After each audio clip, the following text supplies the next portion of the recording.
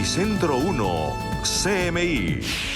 Senado acepta renuncia de Álvaro Uribe a esa corporación.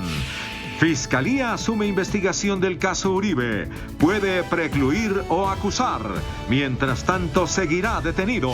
Renuncia Margarita Cabello a Ministerio de Justicia. Ya hay acuerdo político para elegir la procuradora. Lista reapertura de aeropuertos El Dorado de Bogotá y Río Negro de Medellín. Bogotá tendrá vuelos iniciales a Medellín, Cali, Barranquilla, Santa Marta, Villavo, Bucaramanga, Cúcuta, Montería y Pereira. Los vuelos serán a partir de la primera semana de septiembre. Nueva matanza en Ricaurte, Nariño. Asesinan a 3 indígenas de la comunidad Agua. Ciberdelitos crecen más del 380%. Más de 23,000 víctimas este año. Incendio de Isla de Salamanca comienza a afectar a Barranquilla. Vacaciones forzadas y más despidos por pandemia, revela el DANE. Más de 1 billón de pesos se han retirado de fondo de cesantías. Amplían subsidios al gas para estratos 1 y 2. Habla ministro de Defensa sobre matanzas en el país en Pregunta Yamil. Buenas noches. Nuestros secretos de hoy. 1. Ante la renuncia hoy de Álvaro Uribe al Senado, ¿qué pasa ahora? ¿Podría quedar en libertad? 2. Concejales piden investigar el favorecimiento a un tío de la alcaldesa Claudia López en una entidad distrital. 3. La academia pide escuchar las propuestas de los candidatos al cargo de procurador 1, 2 y 3 al cierre. Con Claudia Palacios y Margarita Ortega. Buenas noches. Con 82 votos a favor y 12 en contra, el Senado aceptó esta noche la renuncia del expresidente Álvaro Uribe como senador de la República. En su carta de dimisión, Uribe arreció sus críticas contra la Corte Suprema de Justicia. Su proceso pasaría ahora a la Fiscalía General.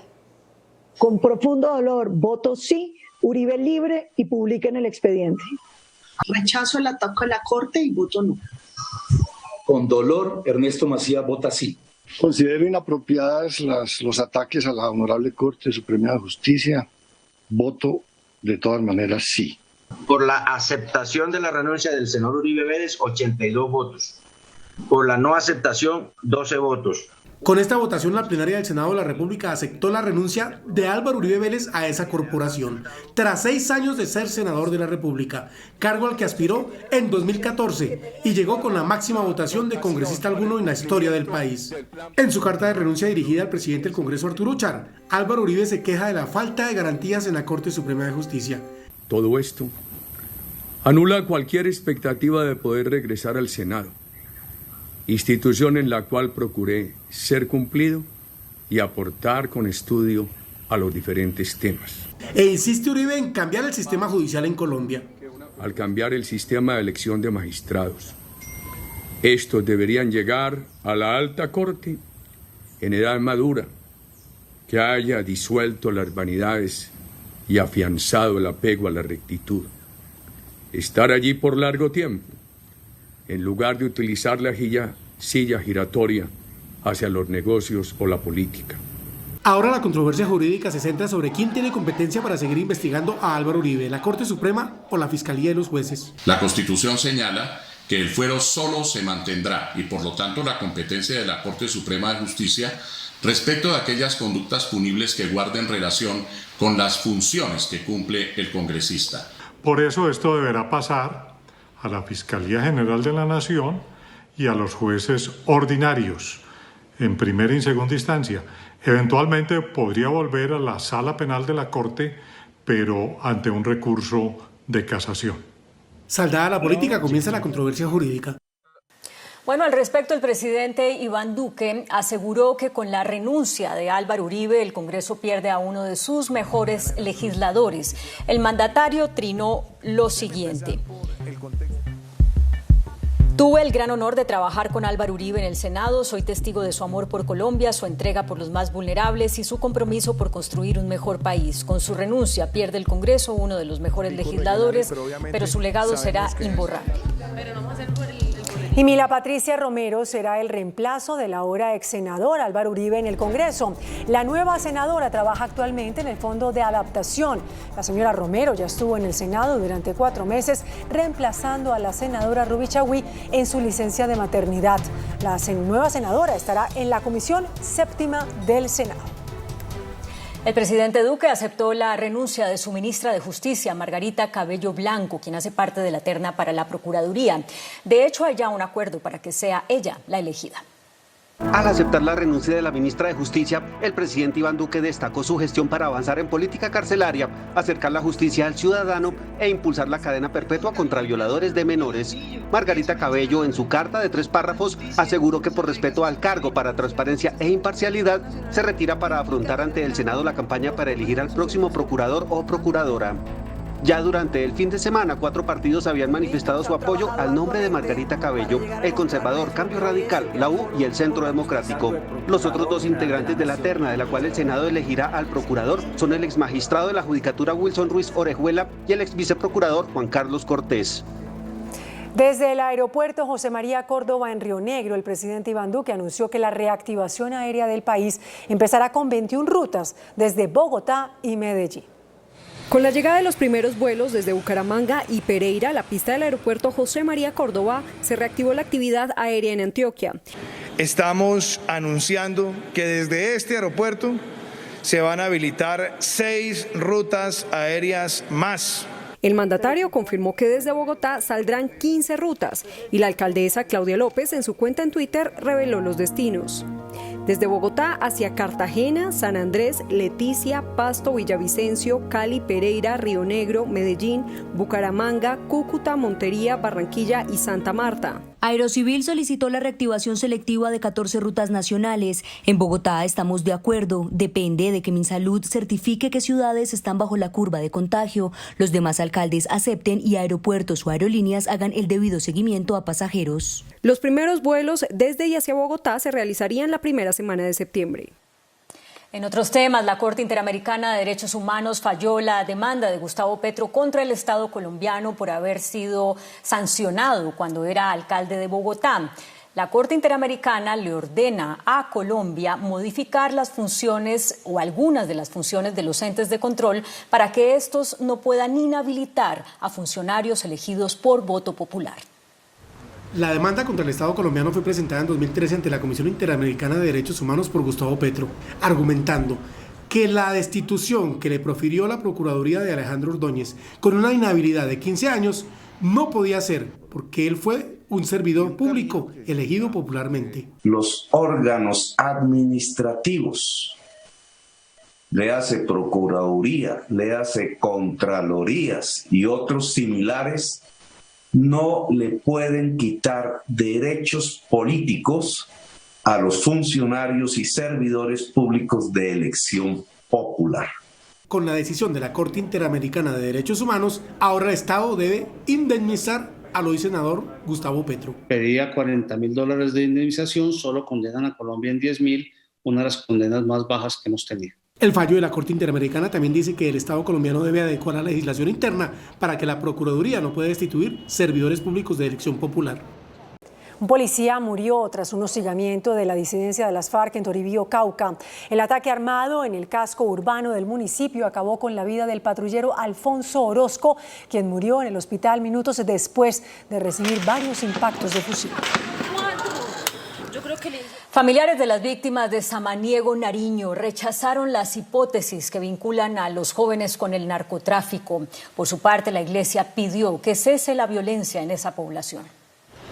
Frente a los pronunciamientos de las autoridades que relacionarían la masacre ocurrida en Samaniego con temas de narcotráfico, las familias rechazan de manera categórica estos señalamientos. En los medios se esté filtrando otras informaciones, dicen muchas cosas.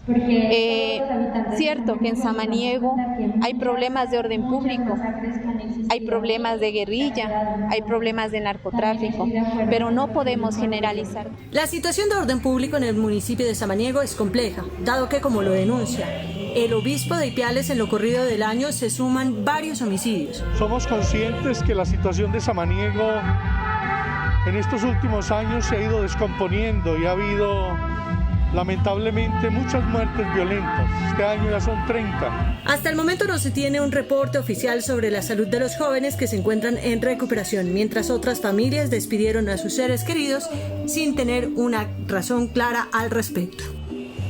Un primo de uno de los jóvenes asesinados en Samaniego, Nariño, narró detalles de los momentos dramáticos que vivieron durante y después de la masacre. El joven fue uno de los primeros en llegar al lugar después de la masacre. Allí encontró muerto a su primo. Asegura que 3 de las 8 víctimas fueron seleccionadas por los delincuentes. Fueron especialmente por 3 personas. Esas 3 personas las amontonaron, asesinaron a las personas, a las 3 personas, porque ellos sí se nota más sevicia por la cantidad de tiros que recibieron. Según su testimonio, los demás jóvenes fueron asesinados únicamente por intentar huir del lugar. Abrieron la puerta, sacaron al resto y como que algunos empezaron a correr y a los que corrieron les dispararon. A los que los mataron en el piso tenían tiros en la cabeza. Los otros que murieron tenían tiros en el cuerpo. La mayoría de las personas que sobrevivieron lo lograron por permanecer encerradas dentro de la casa. Y ahora se investiga otra masacre, también en Nariño, en la vereda El Aguacate del municipio Ricaurte. Se habla de que 3 indígenas de la comunidad Aguá fueron asesinados mientras jugaban un partido de fútbol. Nos informan oficialmente de la muerte de 3 compañeros indígenas del resguardo de Pialapí Pueblo Viejo en el sector El Aguacate, una comunidad denominada El Aguacate, muy distante del casco urbano, a 9 horas. Según la ONU, desde la firma del Acuerdo de Paz en 2016 a la fecha, han ocurrido en Colombia más de 100 masacres.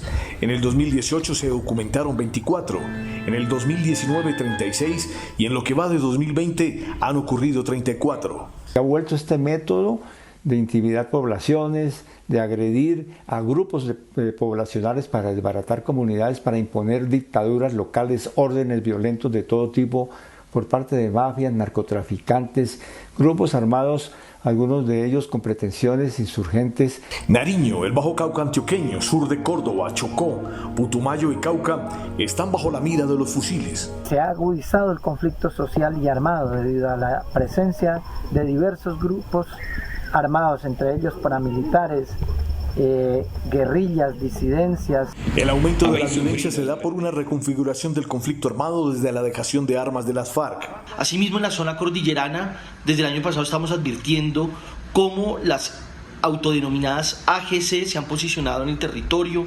expulsando las facciones disidentes del Frente 29 de las extintas FARC-EP. La proliferación de estructuras armadas busca el control de las economías ilegales, como el narcotráfico, la minería ilegal y la extorsión.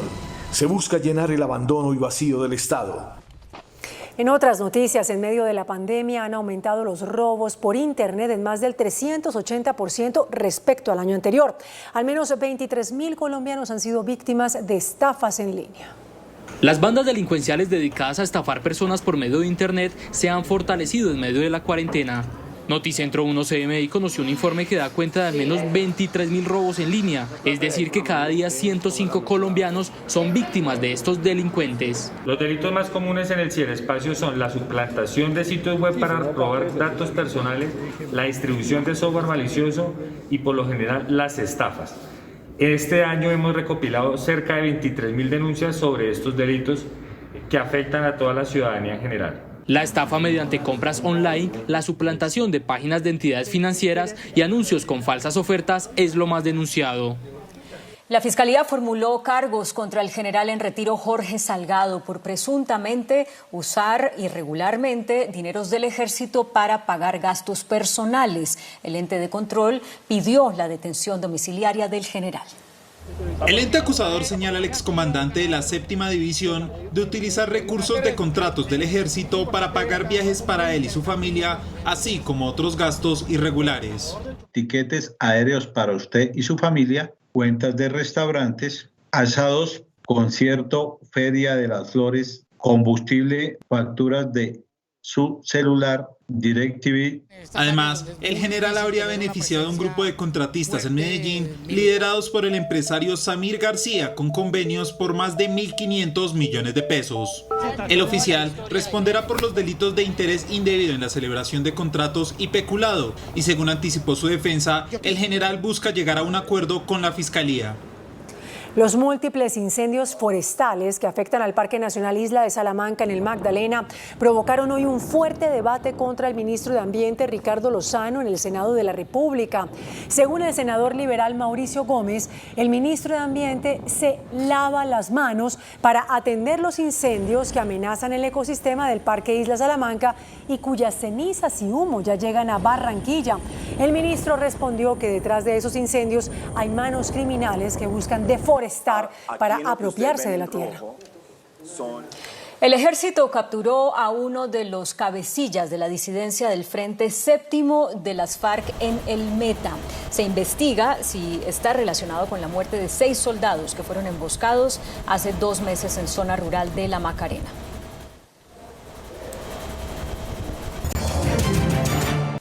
El DANE reveló que más de 1 millón de trabajadores dejaron de cotizar a la Seguridad Social durante el mes de julio debido a la crisis económica por la pandemia. Según el DANE, mientras en junio de 2019 9,1 millones de trabajadores cotizaban a Seguridad Social, en junio pasado, en medio de la pandemia, apenas cotizaron 8,3 millones de trabajadores. Asimismo, en calidad de independientes, cotizaban en 2019 2,3 millones y este año apenas esa cifra llegó a 2 millones. Las dinámicas intertemporales ya nos muestran unas señales de reactivación dentro del comportamiento del mercado laboral que vemos a través de la pila entre mayo y junio del 2020. En cuanto a suspensión de contratos laborales, los sectores más afectados son alojamiento, actividades artísticas y las actividades inmobiliarias. Y los retiros de cesantías tras el inicio de la crisis económica desatada por el coronavirus ya superan el billón de pesos, según los fondos privados. Los retiros de cesantías por disminución de ingresos o por pérdida del empleo durante la pandemia superan ya 1 billón de pesos, según Asofondos. La entidad también reportó retiros por 2,1 billones de pesos para compra o mejora de vivienda y de 358 mil millones de pesos para educación. Asofondos estima que 1,2 millones de afiliados han retirado sus cesantías por desempleo y disminución de ingresos en la crisis. El ministro de Hacienda, Alberto Carrasquilla, conformó la comisión de expertos que revisará la política de exenciones y beneficios tributarios que suman alrededor de 92 billones de pesos. La comisión, que estará conformada por 5 miembros internacionales de la academia, iniciará la revisión a los beneficios tributarios que en Colombia suman 92.5 billones de pesos, de los cuales 74.9 billones, es decir, el 81%, corresponde a exclusiones, exenciones y diferenciales de IVA. En el tema del IVA, de 100 pesos en recaudo, realmente el Fisco Nacional solo percibe 39 pesos. Sabemos que va a conducir a reflexiones, a puntos de vista, cuantificaciones, análisis que nos van a servir mucho de cara a transformar nuestro estatuto tributario. Buscar reactivar la economía y reactivar o recuperar los empleos que se han perdido. El informe será entregado el 26 de febrero del próximo año. El alcalde de Medellín, Daniel Quintero, reveló los nombres de 13 nuevos integrantes de la Junta Directiva de Empresas Públicas de Medellín. Los nuevos nombramientos para la Junta Directiva de EPM hechos por el alcalde de Medellín son Luis Fernando Rico Pinzón, ingeniero civil de la Universidad Javeriana con estudios en alta gerencia internacional. Luis Fernando Mejía, economista y magíster en economía, actual director ejecutivo de FEDesarrollo y director del Departamento Nacional de Planeación. Omar Flores Vélez, exalcalde de Medellín entre 1990 y 1992. Para coadyuvar el buen propósito del alcalde y de esta junta en superar estas dificultades. Se suman a Sandra Suárez Pérez y al magistrado Jorge Iván Palacio, anunciados la semana anterior. Y así quedarían aún 3 por nombrar, que serían los representantes de los usuarios. Y el gobierno amplió la cobertura de los subsidios de gas para los estratos 1 y 2 durante la emergencia sanitaria. Según el ministro de Minas, Diego Mesa, esta medida beneficiará a cerca de 6 millones de familias en todo el país. En el estrato 1, la ayuda se amplía del 60 al 70%, mientras que en el estrato 2 aumenta del 50 al 60%. El CEO de Hemisphere Media Group, mayor accionista del Canal 1, Alan Sokol, destacó el modelo económico de Colombia, pero pidió mayor seguridad jurídica para la inversión extranjera. Los planteamientos los realizó en un foro virtual organizado por la Cámara de Comercio Colombo-Americana y el Canal 1. Colombia mantiene el apetito inversionista pese a las dificultades de la economía por cuenta del coronavirus. Así lo señalan los empresarios asistentes al foro de la Cámara de Comercio Colombo-Americana y el Canal 1, al señalar que ese interés se mantendrá siempre y cuando el gobierno trabaje en fortalecer las leyes y las normas que garanticen la seguridad jurídica en materia de inversión. Crear leyes y procesos que eviten que eso suceda, porque eso va a tener un impacto negativo en la inversión extranjera en Colombia. Las exportaciones y las importaciones, que elimine las restricciones. Para los empresarios, el país de América Latina que implemente las mejores medidas atraerá la mayor inversión. La inversión extranjera directa cayó 22% al cierre de julio, así lo dice el informe de la balanza cambiaria del Banco de la República. La inversión extranjera alcanzó a julio los 4.676 millones de dólares. Es la mayor caída del sector la mayor caída es del sector de hidrocarburos, en el que la inversión cayó más del 40%.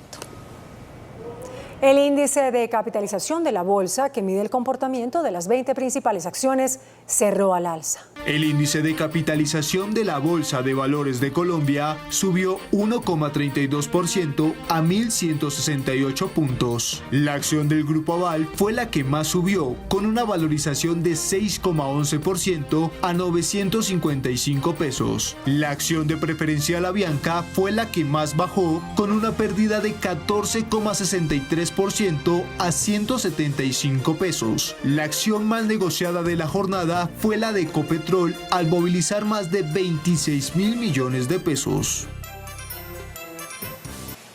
Y el dólar cerró al alza. Indicadores económicos en Noticentro 1 CMI.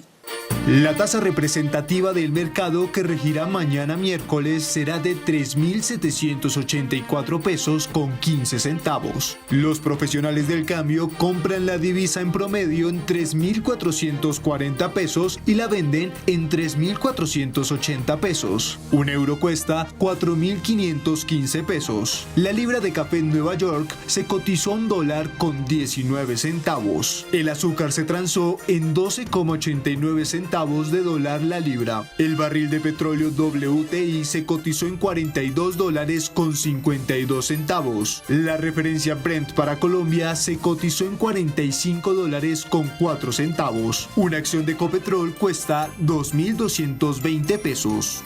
Seguimos en Noticentro 1 CMI. La organización Transparencia por Colombia aseguró que durante la pandemia han sido firmados alrededor de 19.000 contratos públicos en el país por alrededor de 2,5 billones de pesos y advirtió que en muchos de ellos hay sobrecostos.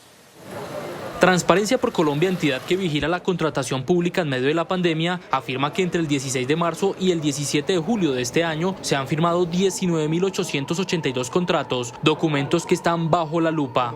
Sigue habiendo una gran cantidad de recursos involucrados, estamos hablando de 2.5 billones de pesos. Persisten los sobrecostos y la falta de idoneidad en los contratistas. Seguimos encontrando ahora un número mayor de financiadores de campañas de las elecciones territoriales que han recibido contratos por parte de autoridades a nivel territorial. 72 reportes ciudadanos se han denunciado relacionados con posibles hechos de corrupción, de los cuales el 63% corresponden a posibles irregularidades en la contratación de bienes y servicios durante la emergencia. El coronavirus cobró la vida de otros 247 colombianos y se confirmó el contagio de más de 12.000 personas en las últimas 24 horas. En su informe más reciente, el Ministerio de Salud confirmó que 12.462 personas dieron positivo al test del COVID-19. Bogotá con 4.627, Antioquia con 1.413 y el Valle con 1.081 son las zonas donde se presentaron en su mayoría los nuevos casos. En medio de la pandemia y en los últimos 5 meses han contraído el coronavirus 489.122 colombianos. 247 muertes es la cifra más reciente confirmada. Decesos presentados en su mayoría en Bogotá con 70, Antioquia y el Valle con 25 muertes. La COVID-19 ha cobrado la vida de 15.619 personas. En Colombia se han recuperado de la enfermedad más de 312.000 personas. Este martes se confirmaron otros 10.798 recuperados.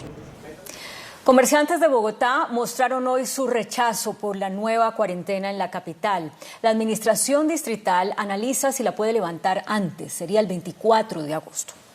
Inconformes con la nueva cuarentena, los comerciantes se volvieron a tomar este martes las calles de Bogotá. El comercio, todo el mundo estamos perjudicados porque no nos dejan trabajar. No más cuarentena, no tenemos una ayuda. Dice que van a dar una ayuda, que los servicios antes más caros. Y es que no aguantan un cierre más, por lo que hicieron una propuesta para reabrir sus negocios. Ese 4x3 se lo propusimos para única y exclusivamente para esta cuarentena asesina, y es que nos deje trabajar 4 días y descansamos 3, con unos horarios lapsos que haya oportunidad de atender a nuestra clientela. Nos quita ese decreto del encierro, que llevamos 5 meses sin trabajar.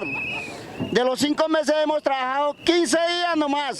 La alcaldía, en su intento por frenar las movilizaciones que afectaron la movilidad, se reunió con los comerciantes y acordó evaluar el levantamiento anticipado de la cuarentena el próximo 24 de agosto. Junto con el ministro de Salud y el equipo de epidemiólogos, revisaremos el avance de contagio y el avance epidémico en cada una de estas localidades para evaluar cuáles de ellas podrían eventualmente tener un levantamiento anticipado de la cuarentena. De otro lado, la alcaldía de Teusaquillo intervino en la Fundación Universitaria INPAU por violar la cuarentena estricta y ordenó la suspensión inmediata de las actividades al detectar 37 personas dentro de la sede universitaria. El presidente de los Estados Unidos, Donald Trump, aseguró que no hubiese llegado a la Casa Blanca si no hubiera sido por la mala gestión de su antecesor, Barack Obama. Esto en respuesta a los duros cuestionamientos lanzados por la ex primera dama Michelle Obama, quien aseguró que Trump es un presidente equivocado. El inicio de la primera convención virtual del Partido Demócrata fue marcado por Michelle Obama, la ex primera dama de Estados Unidos, que rompió el protocolo y dio un duro discurso en contra del presidente republicano Donald Trump. Donald Trump is the wrong president for our country. If you think things cannot possibly get worse, trust me, they can and they will. Trump reaccionó cuestionando la gestión de su predecesor Barack Obama. No, I thought her speech was very divisive, and frankly, I wouldn't even be here if it weren't for Barack Obama. Otra dura crítica contra el multimillonario fue lanzada por la actriz Sharon Stone, quien cuestionó con severidad su gestión de la crisis desatada por el coronavirus. Please vote, and please, whatever you do, don't vote for a killer. La convención demócrata ha sido aprovechada por importantes miembros del partido para arremeter en contra de Trump y apoyar a Joe Biden, que el jueves recibirá la nominación oficial de su colectividad para la Casa Blanca.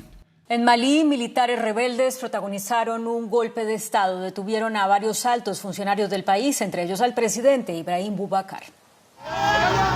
Un grupo no identificado de hombres de las Fuerzas Armadas malienses protagonizaron hoy un motín en la gran base militar de Kati, 15 kilómetros al noreste de la capital Bamako. Horas después de que reinara una gran confusión y la mayoría de oficinas del gobierno, bancos y comercios hubieran cerrado sus puertas, provocando grandes embotellamientos en el tráfico, se habló de un golpe de Estado cuando uno de los jefes del alzamiento confirmó que detuvieron al presidente del país, Ibrahim Boubacar Keïta, y al primer ministro Boubou Cissé.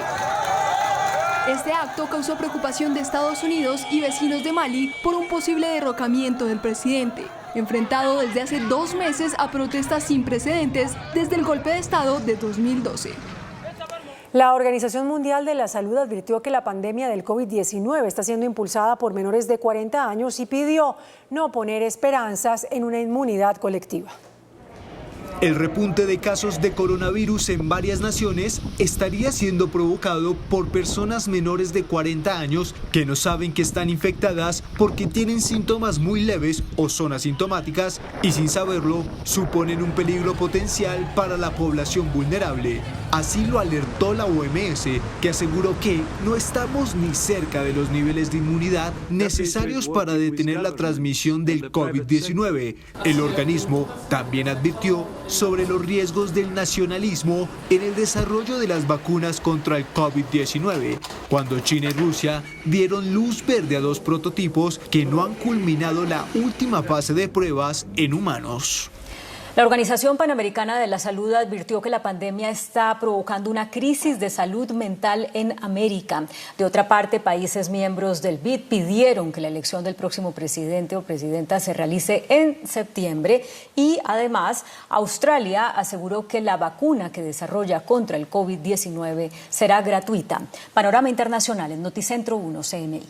El exmandatario de Ecuador, Rafael Correa, se postulará a la vicepresidencia en las elecciones del próximo año, en las que irá como la fórmula del candidato Andrés Arauz, quien ocupó varios ministerios durante el gobierno de Correa. El exmandatario, que vive en Bélgica desde 2017, fue condenado en Ecuador a una pena de 8 años de cárcel por un caso de corrupción durante su administración. Según la Organización Panamericana de la Salud, la pandemia del COVID-19 causó una crisis de salud mental sin precedentes en todo el continente americano y llevó a un alza de la violencia doméstica. Según las encuestas, en Estados Unidos, Brasil y México, los 3 países americanos más afectados por el coronavirus, aproximadamente la mitad de los adultos están estresados debido a la pandemia. Esto ha incrementado el consumo de drogas y alcohol, lo cual puede exacerbar los problemas de salud mental. El primer ministro australiano Scott Morrison confirmó que el país llegó a un acuerdo sobre una prometedora vacuna contra el coronavirus con el grupo farmacéutico AstraZeneca, que está siendo desarrollada con la ayuda de la Universidad de Oxford. La nación australiana la fabricará y la distribuirá gratuitamente a los 25 millones de australianos. Luego de que 22 ex jefes de gobierno pidieran que las elecciones de la presidencia del Banco Interamericano de Desarrollo se aplazaran para marzo del siguiente año, afirmando que las condiciones no son favorables para tomar una decisión, a través de un comunicado, otros 17 países pidieron que se respete la fecha prevista para septiembre de este año e instaron a los demás miembros a cumplir con las resoluciones ya aprobadas. Con este anuncio, el candidato de la Casa Blanca, Mauricio Claver Carone, está un paso más cerca de ocupar el título.